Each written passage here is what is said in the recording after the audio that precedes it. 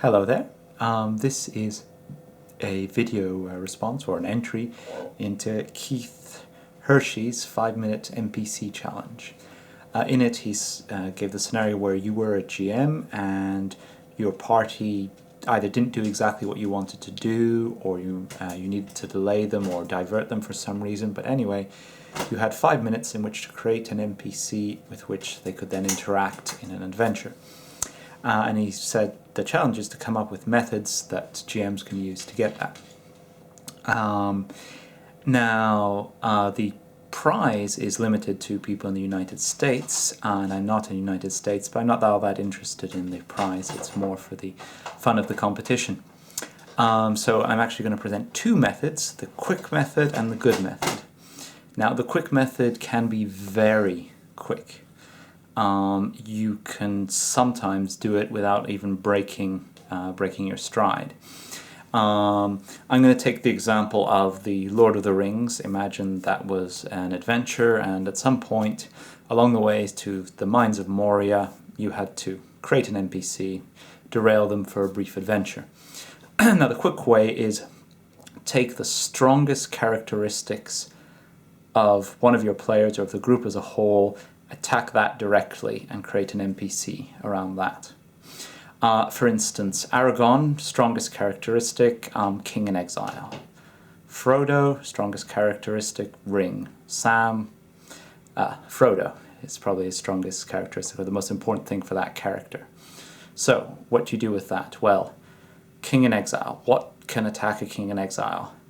Rival claimant. Someone else claiming to be a king. Now that's easy.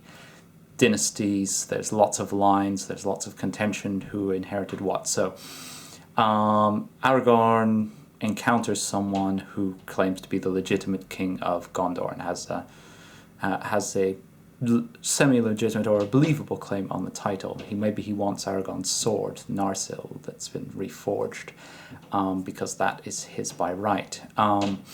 And this could be a challenge, this could be a debate, so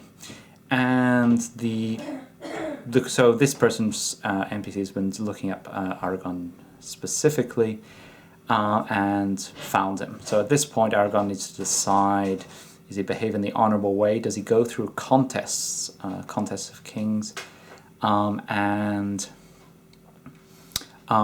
this derails him from the party? This delays him, or does he just maybe give up his sword and his claim and move on with the party, which will be a very wrenching and difficult decision.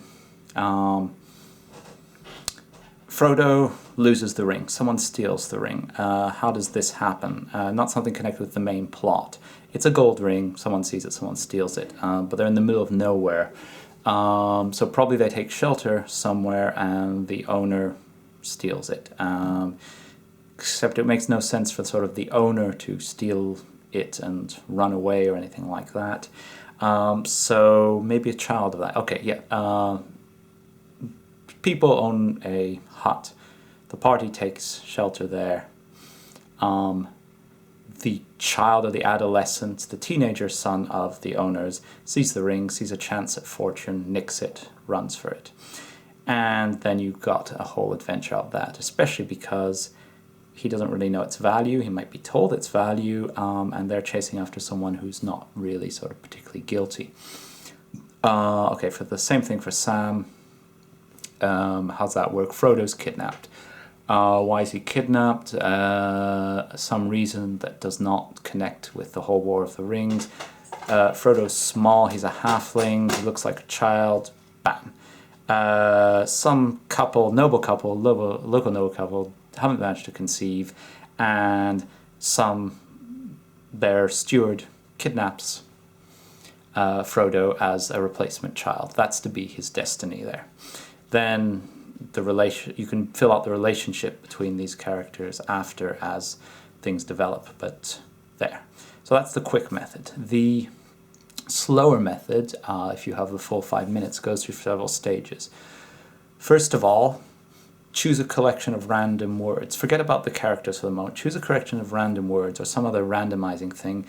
String them together, create an approximate character with these random words. Second stage, decide whether your characters, your players respond to hard hooks only or if soft hooks will do. A hard hook is someone who says, hey, can you go and save my daughter who's imprisoned by this monster? Here's some gold if you do it. A soft hook would be more someone telling a story of goings on in the village, or someone who's a relative of someone they have a duty to, who's obviously in distress, even if they don't want to talk with it, or something that could draw them in if they're playing their characters well. Then, third stage is simply connect it. Fill out the last bits of the character with the hooks. And then you have what is essentially a good character with good hooks and insert them into the adventure. How would you do this? I'll just try and give a short example. A random word generator. So random words, you don't need everything. Cape, pea, stew, widow, knife, cuff, mill, and chain. Okay, cape, widow, and mill. A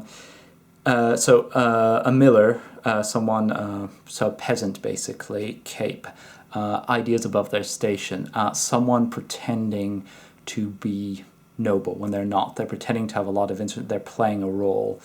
You can work widow into that as well. Female, this is a Lord of the Rings tradition.